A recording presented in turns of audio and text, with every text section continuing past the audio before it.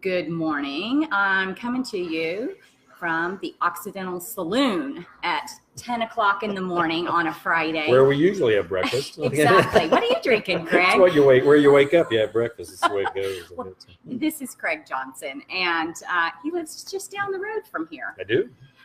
He features a lot of the different places in Buffalo, too. I do. Awesome Longmire books. So as you log in here, we're going to do this pretty informally since it's a Facebook Live. As you log in here, give me a wave, shoot a question you might want me to ask. I may or may not ask it. And for those of you that are catching this live, excuse me, in the recorded version later, you missed out, but you're still getting the good recorded stuff. So Craig is coming up on a big book release, and he was really nice to even fit little me in today because I think you're running around chasing your tail. Pretty much. Like I think I've got maybe about a week and a half before we head out, and then we're pretty much on tour all the way through till the end of September. Are you going anywhere exciting? Well, I don't know. Define exciting. Like I mean, I live in Ucross, so anything with over population everywhere, 25. yeah, everywhere seems exciting like that. But yeah, we're pretty much all over the country, east, west, north, south. Everywhere. Are you doing any overseas locations? Not on this one. This is a domestic tour like that, and then we'll probably be doing more foreign tours again like that coming up probably later in the winter like that. But I mean, 1 month out on the road, that's about as much as I really want to commit to. It's a tough thing being out on the road, and when you live in Ucross, Wyoming, the perfect time to be on the road would be dead of winter, March. Most people say that like that, but I got to admit that that's actually my favorite time of the year. Really? Well, see what happens is everything at the ranch kind of slows down. It's not so bad. I mean, you go out, you do a little bit of feeding like that, but there's no irrigation to do. There's no haying to do. There's, no calving or brandings or anything like that. And so it all kind of slows down a little bit in the wintertime. Practically a vacation. I get about 15 cords of firewood put up like that, and then I can just sit down and write.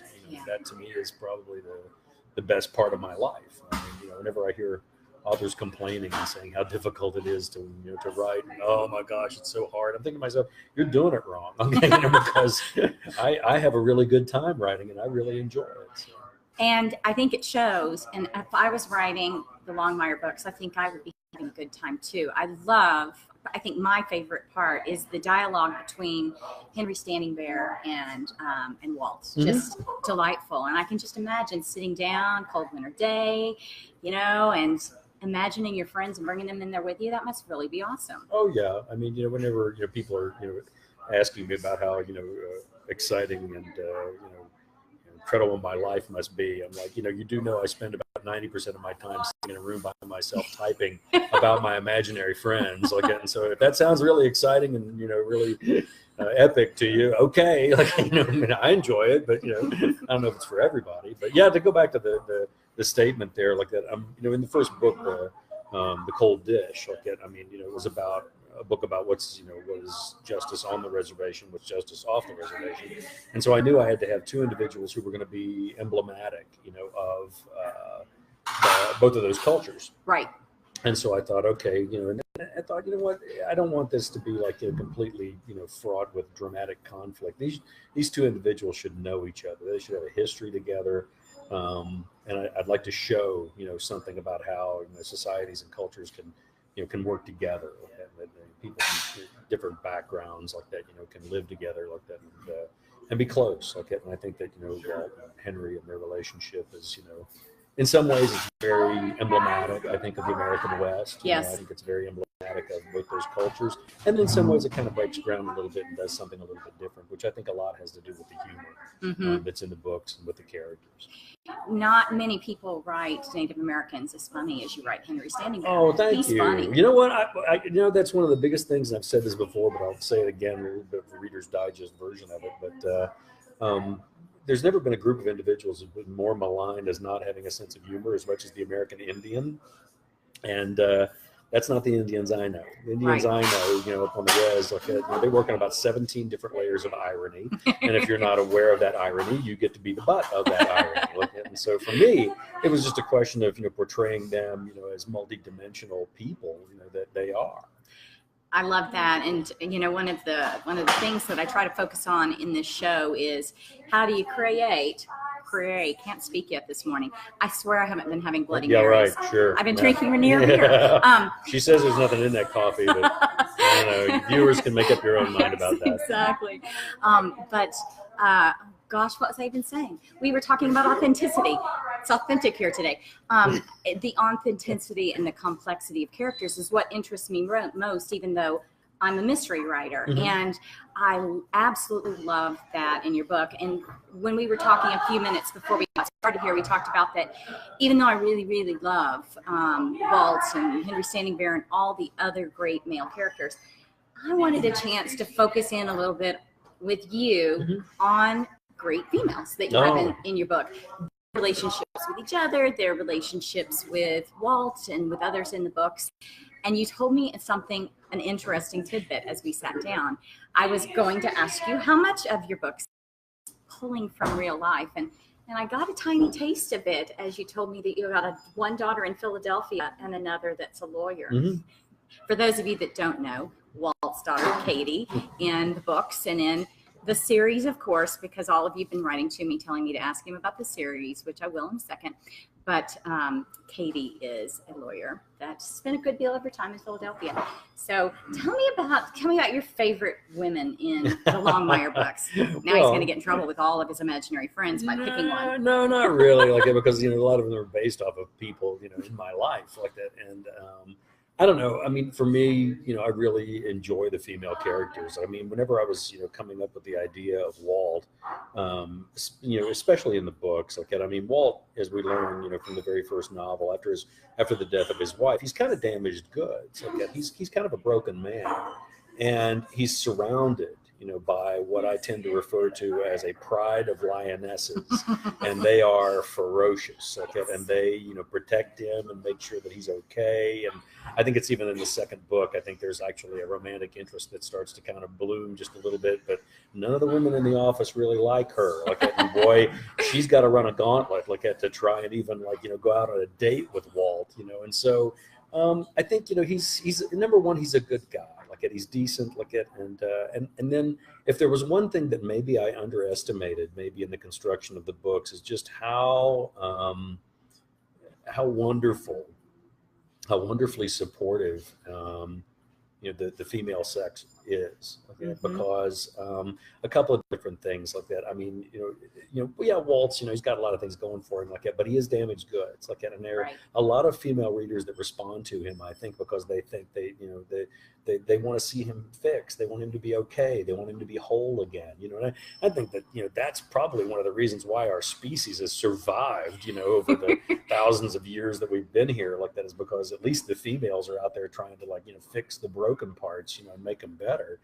And so Walt is kind of surrounded, by all of these, these really strong, independent female characters like that. I mean, one of the big ones that immediately comes to mind is Vic Moretti, like that, who is the undersheriff. She's the second in command in the Absaroka County Sheriff's Department. And, she's a transplant. She's originally from Philadelphia, like that. She's got 4 brothers who are active, police officers in Philadelphia, a father who is the chief of detectives north. I mean, she's had to be twice as tough, twice as smart, twice as capable to be noticed half as much for her entire career. And so she's kind of tough, and she has a little bit of a chip that she's waiting for everybody to knock off. She has a chip the size of Gibraltar, in some situations like that. And so, but it makes her, a very different kind of character, in the books.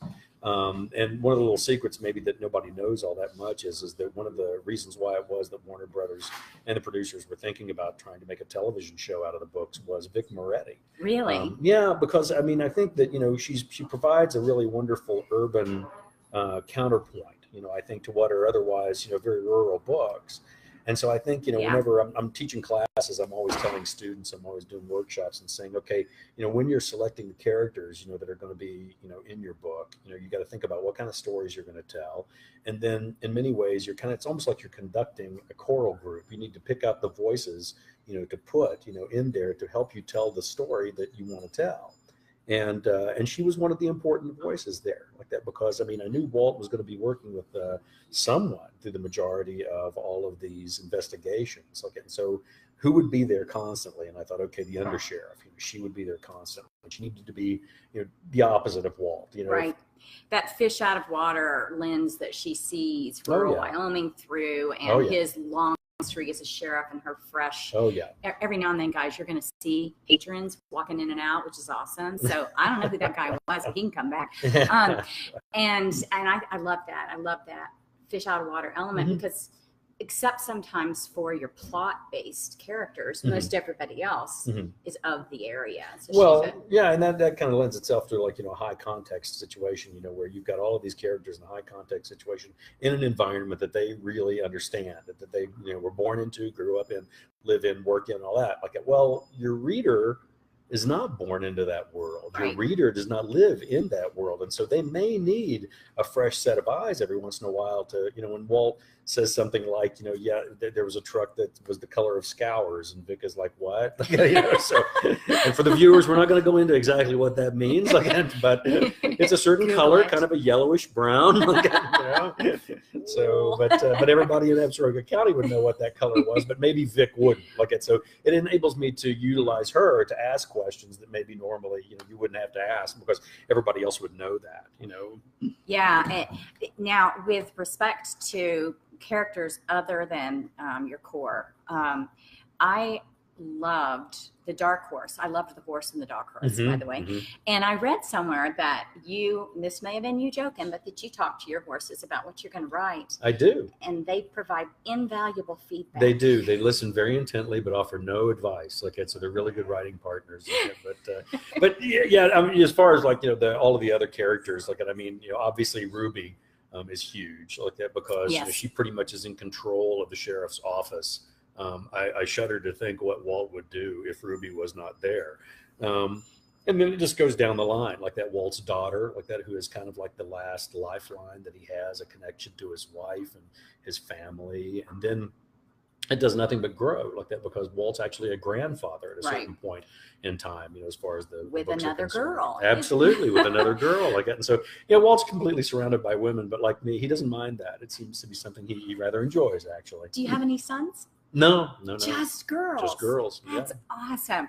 So you have great context for a lot of what he goes through, and I love that. I think so. I think it's. I think the fun part is trying to find the complexities of those relationships, and obviously the relationship that he has, with his daughter is very complex. Since the death of his wife, she's still dealing with the death of her mother, she's got a life that's evolving, She even at one point is married, and then there's some difficulties that arise. I don't want to give too many things away in the course of the books but it's not just a fairy tale kind of relationship. There are difficulties and problems, that come up, between the two of them. I sometimes, laugh about that because an awful lot of the time, if you have somebody who's is good at doing what Walt does, it might be a pain in the butt to have them in your family because, in many ways, it's kind of like having an artist in the family or a writer in the family. An awful lot of their attention, a lot of their energies are going to be going towards their job, because it is kind of life and death. Right. The stakes can't get any higher than that, but that means that they might not be there for Thanksgiving dinner. They might not be there for high school graduation. They might not be there. And there's a certain point, where the difficulties between he and Cady, kind of arise, where you get a clearer view of what it maybe was like to grow up as the daughter of Walt Longmire. And she's so proud of him. And at the same time, Yeah. she's so often hurt by the choices that he has to make. Oh, yeah. And I think readers love that you get into real relationships in your book. Real friendships that break up. I hope so. Real difficult romantic relationships, poor Walt, and real difficult familial relationships, because that's what real life is about. Behind our closed doors, we're not all living in happy, perfect land. No, and and except for you and me. Yeah, right? of course, right. But as far as the viewers know, we live in a saloon, so what do we know? Exactly. And then obviously, Walt has a long relationship with Ruby, like that, because he kind of inherited her, from the previous sheriff, Lucian Conley, and discovered that there was actually, a romantic situation or tryst that had kind of happened there in the past, and that all of these characters, which was really kind of fun for me. I think it was in the second book where the majority of that kind of came out. That not everybody has been, when you meet people in your life like that, they haven't been the age that you've met them their whole lives, right? And so for Walt to find out that Ruby was like this hot mama, and that that there was this like little bit of a relationship between her and Lucian, and that there were some things going on that he didn't know about. It's a little bit of an eye-opener for him like that, and he doesn't get surprised very often, but I think he got kind of surprised in that situation. With each of your novels, one of the things I've really enjoyed is that you turn a spotlight on a different supporting character or a different part of their past. And I'm going to surprise all you readers out there of Craig. I'm going to tell you what my favorite of his books is. And first, I'll say that I have read all of them except for one with my ears. George Goodall. Oh my gosh, best narrator ever. I really literally picked out books just to hear him. Oh yeah. And fangirl for a moment. You are my favorite mystery and contemporary writer. I said it. You really are, and you're very popular in our house with my parents. My dad wants to know how Walt actually got up Cloud Peak in his cowboy boots in the dead of winter. He finally had to switch out. I think if you recall, like that when he was with Omar, like that Omar kind of outfits him with a little bit better equipment like that than what he started off with, thank goodness, or else he would not have made it. So literally, that was the question going out the door. My dad's climbed Cloud Peak a few times. He's like, dang it, how did he do that? No. Well, first of all, I think what is it? He loses the coat. I think he loses the sheepskin coat. And so I think by the time he gets through, the only thing he still got on that was his was actually the cowboy hat, I think. I think so. But everything else was like loaned to him from Omar. Smushed by a snowcat or a snowmobile, something. Yeah. But my favorite book is not one of the books. That's not one of the novels. My favorite one is the Spirit of Steamboat. Oh, okay. Yeah. One of the novellas. Love that book. And you do those every year? No. They'd like it if I did one every year. They're awesome. If you haven't picked up his novellas, they are interim stories, short stories, novellas. Yeah, really fun. Basically, it's novellas. They're like about 150 to 200 pages long. The first one was Spirit of Steamboat. The second one was The Highwayman, and then I'm working on one now called Tooth and Claw. It's a good title. And so it's what they are like that. I think as you develop as a writer, one of the things that happens is, fortunately, if you're lucky like that, you get to be kind of like a horse handicapper after a while, and you start looking at stories the same way that gamblers look at horses at the racetrack. And Exactly. You look at them and you're thinking to yourself, that one might go the distance, it might not, and just because a story isn't 350 or 400 pages long doesn't necessarily mean that it's not a good story. And so, I've come up with a couple of these shorter novels, these novellas that I think they work pretty well like that. And so that's two of them that have been out now. And then of course there's the collection of short stories called Wait for Signs. There was one in there where a woman thinks Walt is Jesus. That is just beautiful. Yeah, and that's from a true story. That's from a deputy who told me that story and it was just what a jewel. So heartwarming and also sad and also funny and all of that. It was all of that, and so you do get stories from real people. Oh gosh, yes. Inspiration. Oh yeah, and certainly the most outrageous ones are generally from law enforcement. Like that, they'll tell me stories, and I'll put them in the books, and inevitably someone will write me and go, "There's no way that could ever possibly happen." That story that you got at the beginning of blah blah blah. There's no way that could ever happen. And I have to tell them, well, you need to go talk to Sheriff Goody Pickering up in Bighorn County, Montana, and he can tell you the whole story about how that actually happened. So, with Depth of Winter, you are getting back to the heart of the love a father has for his daughter.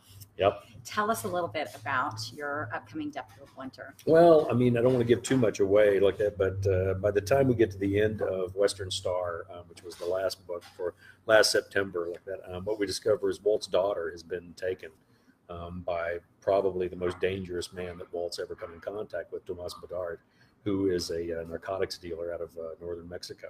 And so it's Walt's worst nightmare. His daughter's most important thing in his life has been taken from him. And now he's got to go probably one of the most dangerous places in the world against some of the most dangerous and violent people on the face of the earth like that. and it's not an easy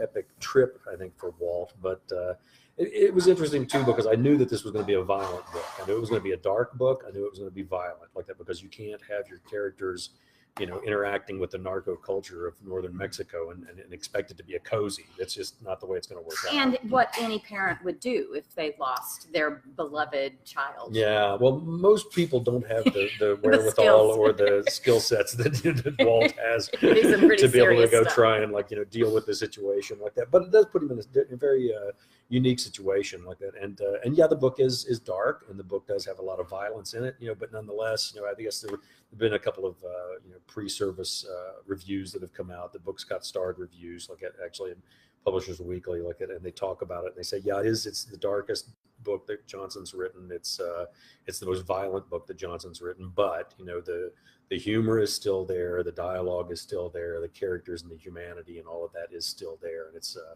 it's not something that wrecks the book, I don't think. Was it hard for you to write something darker like that? Oh, absolutely. It puts me in a bad mood. Mm-hmm. It just puts me in a bad mood when you have bad characters doing bad things like that. It just can't help but reflect on you as you're writing it. Do you identify personally with Walt? As you're writing, it is a first person. Oh yeah, but my wife still has the best remark about that. She says that Walt is who Craig would like to be in 10 years. He's just off to an incredibly slow start. So I like your wife. Probably interviewed your wife. More truth to that than I'm willing to admit. No, and there are a couple of other differences too. Walt's had a lot of really difficult issues to deal with in his life. And he battles a depression, mm-hmm. I think, on a full-time basis. And then with what it is that he does for a living. It kind of puts him out there, in the emotional frontier a little bit, and I'm very fortunate. I've led compared to Walt, I've led a relatively insular life, without the drama, that Walt has had to survive. I always think that, that what I enjoy picking up a book is that life is reimagined. I don't really want to live what's in the book. I don't want that dark stuff and the hard stuff, but I sure enjoy reading it. So prior to you dreaming up all this dark stuff and difficulties and challenges for Walt, what was pre-Longmire Days for you? Before you started writing the series, what was your old life? Oh, anything and everything. And trying to get to the point, where I could write. Mm-hmm. That's always going to be the challenge, I think. Whenever I'm teaching classes, one of the things I also say is that, okay, well, everybody's got a writer in them like that, but the problem is generally they have an editor in them that strangles the writer to death before they get anything down on paper. But the other aspect of that is there's two things that, that come up. Basically you have to come up with a story. Mm-hmm. It always comes down to story. I just remember my old buddy, Tony Hillerman used to say, tell a good story. He said, you've sat and looked at the rear ends of 250 cows sitting on a horse, and listen to some guy tell a good story like that. You've sat on enough porches and, rocking chairs and snapped green beans like that and listened to a good story. You know what a good story is. Don't ever forget to tell a good story. Well, then the other part's the hard part. The hard part is running out of excuses. As a writer, you can excuse yourself right into non-existence, and so it's a little bit tough like that. But, once you do start getting a little bit of traction, it starts becoming more easy. Mm-hmm. It does. And for those of you, I know many of you out there are aspiring writers. And in fact, some of the questions I've been asked to approach next had to do with Craig's phenomenal support of libraries and independent bookstores and writers.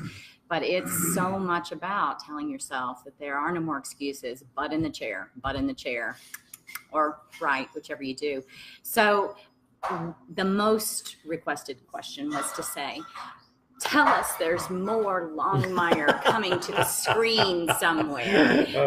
And, I don't know if you even know at this point or if there's any plans. Well, what I'm in control of is the books. That's yes. What I'm really in control of. And Viking Penguin shows absolutely no intention of shutting down the Walt Longmire franchise. We've been on the New York Times bestsellers list, for about 10 years running now. Awesome. And the books are translated into about 14 different languages, and so we've seen some remarkable success, with the books. And so that's probably the one that I'm the most knowledgeable of, that. But then I'm a little bit knowledgeable of the TV show, just simply because I'm consultant on it like that. We just finished up Longmire Days here in Buffalo, which are so much fun. It's such a nice thing for the community. It is like that, and really nice for the actors like that to finally get to Wyoming. Like that, you know, so you film in New Mexico rather than being down in New Mexico and pretending like it's Wyoming. So, I had a friend that was the stand-in for Lou Diamond Phillips on the show, and that is how I first came to know of the show, which is how I came to know of the books. Okay. But he told me that the actors all loved you so much and loved the material that they were working with. Yeah. And ultimately, I think the casting was really great. So it had to have been a fun experience. Oh, yeah. Yeah, it is. Like, and to get back to your original question there, like that, I mean, what's happening right now is what happens, I think, you know, with a lot of entertainment these days. Like that, you know, we were originally on cable like that, and we're the highest rated scripted drama for A&E. And then they got into an argument with Warner Brothers where they wanted to own the show, and Warner Brothers wouldn't sell it, so they canceled us. Netflix grabbed us like that. We ran there for 3 years, and then Netflix kind of wanted to buy the show, and Warner wouldn't sell the show again. And so now, you know, we're just waiting to see what's going to happen with this, you know, 6-season streaming with Netflix, to see what happens when that contract runs out. Then we'll see what happens. Either, you know, Warner will decide to try and shop the show, you know, to another network, or, you know, the possibility that, you know, that they may do some like TV movies like that or something along those lines. So difficult for me to say like that, you know, without, you know, knowing exactly, you know, what's going on with Warner Brothers and Netflix. And with so much uncertainty, what a distraction from writing. I mean, oh, it's not too much of a distraction for me. Yeah, it's not too much of a distraction for me. Nothing much distracts me from the writing. I am impressed with this man's work ethic, but I guess that you have to work hard if you ranch, and that's a nice thing to pass over to your writing. If I had to give you guys one piece of advice, it would be the shows are great and they're fun. The books are better. Go get the books. And if you really want to treat, listen to them on audio, or do that too, because it's super, super fun and a new way to experience it. But you get more of that richness of character and relationship with the books. And I think especially like, because I remember whenever George Guidall was going to, you know, find out, and how I got George Guidall was Tony Hillerman. Like that. He's the one that said, you know, if you can get George, get George. And so the next day I was talking to the audiobooks people, and they said, well, we've got a couple of different readers we're thinking of. One of them is George Guidall. And I said, him. And they said, you don't want to hear the others? And I was like, no, if he's good enough for Tony Hillerman, he's good enough for me. Yes. And so, you know, I never looked back. And George has just been, you know, just an incredible performer like that. But I'm always laughing about it like that, because, you know, people will ask me, they'll say, you know, well, how do you keep track, you know, after 14 novels, you know, 2 novellas and a collection of short stories about this world, how do you keep track of all the details, you know, that are involved in this fictitious world? And I'm like, well, I've got these audio books. And so what I can do, like if I know that a storyline is going to circle around back and touch upon, you know, a previous story, previous characters, a previous action or whatever, I can go back and listen to that book all over again. And it kind of refreshes that world in my head. That's a really good idea. It is. I don't know what I'd do without George now. Because, you know, one of the reasons I do audiobooks is because I like to be out doing stuff. And so, you know, I stick something in my ears and I can hike and I can go out and, you know, feed horses and do whatever. And absolutely. And it just opens up so many multitasking opportunities. But that's a great idea about your own books, because I do struggle with that myself. I remember with George, like one of the first conversations I had with him, I said, you know, a lot of people are really excited about this. And he goes, why? And I said, you don't live in the West. You know, I said, there are a lot of us that are still alive, you know, because you were talking to us and reading to us. And I'm firmly the belief like that there's, you know, that it's pretty basic to that. You know, I think that, you know, we're kind of hardwired, you know, from a very early age to have stories told to us, or to be read to. And I don't think you ever get past that. I think, you know, it's always going to be something that's going to kind of hold your attention and arrest you. I mean, if you're driving for 8 to 10 hours a day like that, you might not even notice you've been driving if you're listening to a good audiobook. Scarily, that happens to me all the time. Yeah. And it is, you know, a good 5.5 hours to the outskirts of Denver from here. So there's a lot of driving, folks. Well, before we start to wrap up, and we are going to have to start to wrap up, I have to let this nice man go. But you've been such a good friend to bookstores and libraries. You know, when I go to the libraries in the area, they're always talking about, and we're going to have Craig Johnson in for a program. And, you know, and And if you could say something to encourage all those librarians and indie store authors, I know they're on the string. I've seen the names go by here. What is it that makes you so committed to these ventures? Well, we're kind of like in this together. Like, I mean, this literacy thing between the writers, between the readers, between the libraries, between the booksellers, all of it. And then, for me, there's nothing that reflects, probably stronger about it other than the fact that, Walt has a very strong literary bent. I mean, he was an Yes. English major, at USC when he was an offensive lineman. I love that, by the way. I've always loved that. He grew up reading like that. His degree was in English. Like that, his office is an old, an old Carnegie library, like that. And Walt is reading. He's constantly reading. Like that. He's always reading. Like that. And so for me, he doesn't read light stuff. Walt no. He's a heavy reader. Like that. Heavy reader, heavy thinker. He definitely, dives right in there like that and takes on the books that maybe the rest of us might kind of back away a little bit from. But yeah, he's an intelligent guy like that. And for me, it's a little bit of an expression of something that maybe a lot of people don't know. One surprising thing, well-read cowboys might come as a bit of a surprise, but shouldn't. Mm-hmm. Historically, like that, whenever these old cowboys like that would winter up, right? Whenever most of they were agricultural workers like that, and so obviously the majority of the work was done in the summertime during the hip seasons, either in the spring or the fall. Well, you'd winter up was what you would do. Well, what was the one thing that every cowboy took with him when he wintered up? A stack of books like that. And so these guys were extraordinarily well read. Right. I mean, the book I think that's referenced the most by Louis L'Amour is Plutarch's Lives. So that kind of says a lot for the kind of individual education that these guys had like that. But the fact that they weren't that stupid, they actually went out and found these books and they read them like that and interpreted them for themselves. And I think that's kind of important. It's something that's continuing on. I mean, I don't think I can do enough for the libraries, certainly in my region, in my area, but I do library events all year round. And then also the small independent bookstores that are out there. I mean, I know what it's like, to have a business like it and to try, and keep it, alive and vibrant, in a challenging economy. And, people say, oh, people aren't buying as many books as they used to and all this, but I think they've actually done some statistics and discovered there were more independent bookstores opening up in the last year than there have been for the past decade. So I'm hoping that maybe that, we're turning a corner here just a little bit like that, and people are, returning to the idea of a little bit more to reading. And to me, that'll always be essential. Me too. And I got to give a shout out to a friend of mine that for years had an independent bookstore. And last year at Longmire Days, she came to visit us. Her name is Stephanie Swindell. And Stephanie came up and has a picture with you from last year. And she said, I loved his books when I carried them in the store. Her store fell victim to chain and, and as you said, the resurgence is coming now. But she treasures that picture. And she said, and he was so nice. And he's so nice.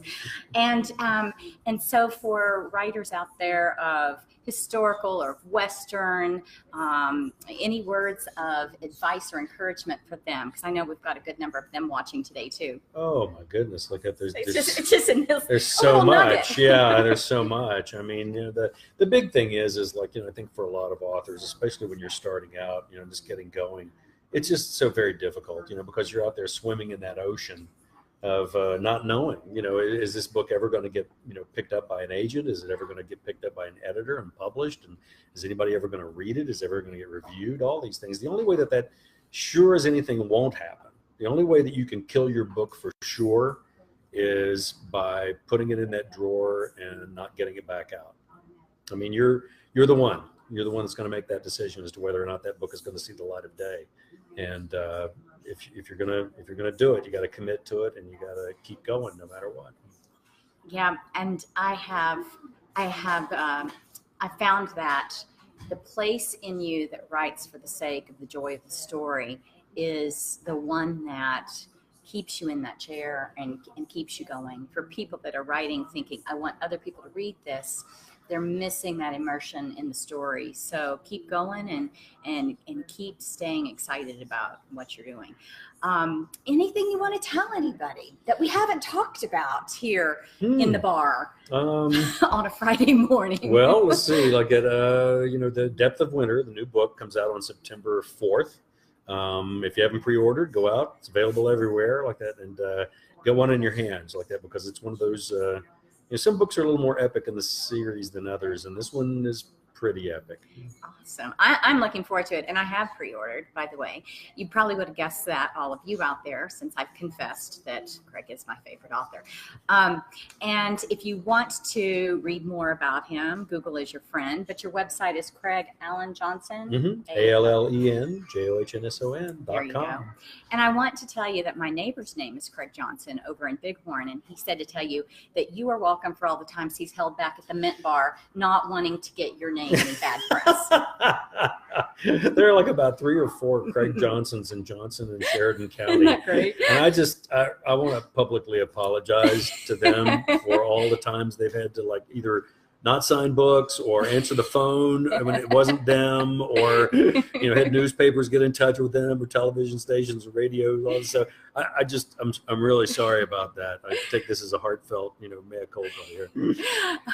I imagine that they can have some fun with that occasionally. They probably could. My picture's not in the paperback, so feel free. You can just jump in and sign one anytime you want. Tape, exactly.